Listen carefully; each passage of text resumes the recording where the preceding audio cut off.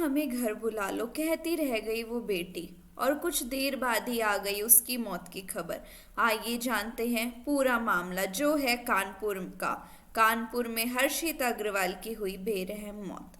धागा कारोबारी की 28 वर्षीय पत्नी हर्षिता अग्रवाल की मौत को दुर्घटना करार देने के प्रयास में जुटे सास ससुर की झूठ की पोल सीसीटीवी फुटेज खोल रहे हैं। अपार्टमेंट की 7वीं मंजिल से गिरकर हर्षिता की मौत के बाद उसके सास के रवैये ने हकीकत को उजागर कर दिया। साक्ष्य जुटा रही पुलिस के सामने अब सच्चाई परत दर परत खुलती जा रही है।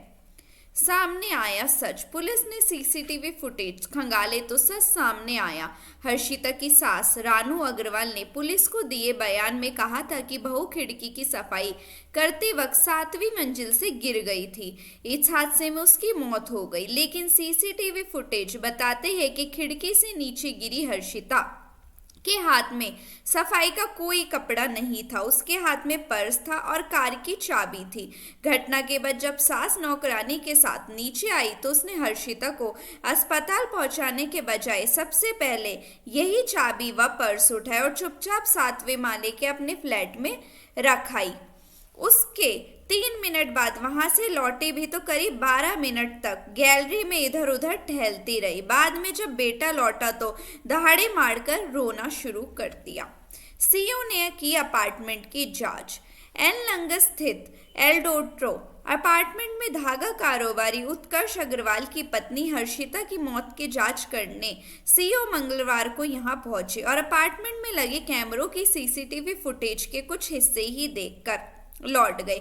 फुटेज इतनी पुष्टि तो करते ही है कि हर्षिता की मौत कोई हादसा नहीं थी। दहेज हत्या के इल्जाम में जेल पहुंचा पति व सास ससुर खुद को बचाने के लिए झूठ दर झूठ बोल रहे थे। सास रानू ने पुलिस से कहा था कि बहू खिड़की पर कबूतरों की गंदगी साफ कर रही थी कि नीचे गिर गई, लेकिन अपार्टमेंट में लिफ्ट के पास व मेन गेट के सामने लगे कैमरों के फुटेज में दिखता है कि हर्षिता जब गिरी तो हाथ में पर्स व कार की चाबी थी। पर्स व कार की चाबी लेकर कोई खिड़की साफ करता है क्या? हर्षिता के 12:30 बजे नीचे गिरने के 2 मिनट बाद ही सास व नौकरानी नीचे आई थी। 12:36 बजे सास ने हर्षिता के पास खड़ी व पर्स व चाबी उठाई और लौट गई। ना कोई शोर मचाया और ना ही हर्षिता को अस्पताल ले जाने के लिए किसी से मदद ही मांगी। 3 मिनट बाद पर्स रखकर लौटी तो परिजनों को फोन किया। क्यों गायब किया पर्स? फर्श पर पड़ी बहू को बचाने के लिए अस्पताल ले जाने के बजाय सास ने पर्स को क्यों उठाया? क्या उसमें बहू की जान से ज्यादा कीमती चीज थी जो उसे फ्लैट में रखना ज्यादा जरूरी था? सीसीटीवी फुटेज में यह भी साफ है कि सास अपनी बेटी के जरिए है पर्स उसकी सास के पर्स में रखवा रही है। पुलिस इन तथ्यों की कड़ियां जोड़ेगी तो उसे कई साक्ष्य जरूर मिलेंगे जो हर्षिता के मौत के गुनहगारों को सजा दिलाने की में मदद करेंगे।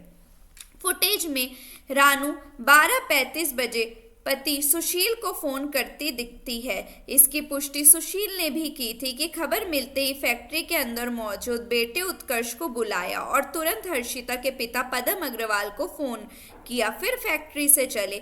पदम अग्रवाल के मुताबिक उन्हें 12:45 बजे सुशील ने फोन किया, पर फुटेज में 12:53 बजे सुशील व उत्कर्ष अपार्टमेंट पहुंचे दिखते हैं। हर्षिता के परिजन सवाल करते हैं कि मंधना से अपार्टमेंट तक 10 मिनट में कैसे पहुंच गए। नौकरानी शकुंतला व आरोपियों के करीबी दोस्त भी इस शक के घेरे में। नौकरानी ने कहा था कि घटना के काफी देर बाद नीचे गई थी, जबकि फुटेज में घटना के तुरंत बाद 12:32 बजे सासू रानू के साथ लिफ्ट से उतरती दिख रही है। एक शख्स के चुप कराने पर वह ज्यादा बोल भी नहीं रही। हर्षिता के पिता का आरोप है कि घटना में पूरा परिवार शामिल है, वरना ट्रैफिक के बीच कोई कार से 10 मिनट में मंधना से एलनगंज कैसे आ सकता है। अब पिता ने ननंद और नंदोई को भी बताया निर्दोष। बहन गीतिका बताती है कि हर्षिता की सास सुबह 9 बजे भी अपार्टमेंट से नीचे टहल रही थी, जबकि पुलिस से बयानों में कहा कि वह दोपहर से पहले नीचे ही नहीं आई। हर्षिता के पिता ने एफआईआर में कहा है कि दहेज के लिए बेटी को उसके पति उत्कर्ष, सास रानू, ससुर सुशील व ननंद नंदोई ने सुनियोजित तरीके से मार डाला। आरोप है कि 25 लाख रुपए नहीं देने पर ऐसा किया गया। हालांकि सोमवार को दिए बयान में पिता ने ननद नंदोई को निर्दोष बता दिया था। 21वीं सदी में भी ऐसे ही दहेज के केस सामने आ रहे हैं।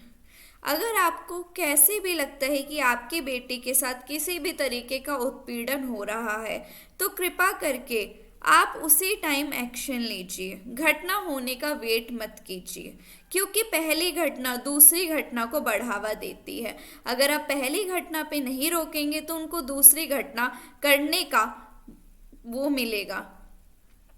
तो इसलिए आप उनको पहली घटना पर ही रोक दीजिए। और अगर आपको इससे जुड़ी कोई भी कानूनी सलाह चाहिए, वो भी मुफ्त में, तो आप डिस्क्रिप्शन बॉक्स में जो मेरा लिंक है वहाँ पे क्लिक कर सकते हैं।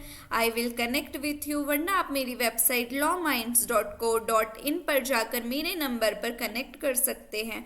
और ऐसी ही लड़कियों से मैं हाथ जोड़ के दरखास्त करूँगी कि अगर आप कोई भी परेशानी उठा रही है तो घटना होने से पहले अपने वकील से संपर्क करें। अगर आप वकील से संपर्क नहीं कर पा रही, आपके पास कोई कांटेक्ट नहीं है, तो आप मुझसे संपर्क करें।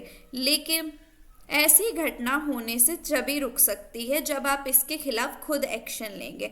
अगर आप इसके खिलाफ खुद एक्शन नहीं लेंगे तो ऐसी घटना कभी भी नहीं रुक पाएगी। मेरी बेटियों के माँ बाप से भी यही दरखास्त है कि इस तरीके की घटना रोकने के लिए अपनी बेटियों की बातें सुने और वकीलों से कनेक्ट करें। धन्यवाद।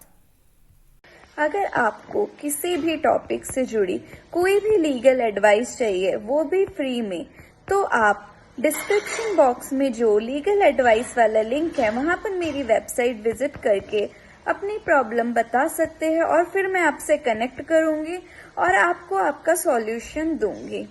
और ऐसे ही लीगल अपडेट्स के लिए बने रहे मेरे चैनल लॉ माइंड्स के साथ। Please like my video, share my video and comment on my video, and please subscribe my channel. Thank you so much.